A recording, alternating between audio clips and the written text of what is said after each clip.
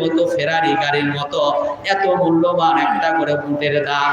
প্রিয় ভাইয়েরা আমার, এইবার উমারের কানে কানে যখনই বললেন যে তুমি এরকম মোহাম্মদের দলে পাগল হয়ে গেলে কেমনে, কেমনে তুমি তার দলে চলে গেলে, ব্যাপারটা কি, কি খবর উমার, এই কাম তুমি করলে শেষ পর্যন্ত, যে তুমি এরকম পাগল হলে কেমনে, মোহাম্মদের দলে কেমনে গেলে? বলে কোরআন, কোরআন,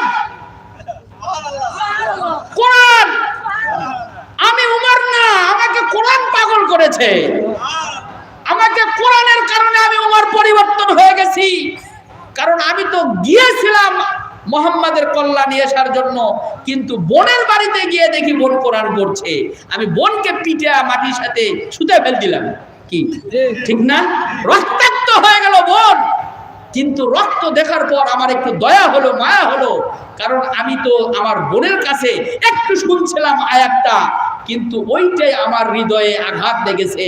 the Quran is powerful enough to কনফার্ট the heart. কোরআনের একটা মোহিনী শক্তি আছে, ওইটুকুই আমার হৃদয়ে দাগ কেটেছিল।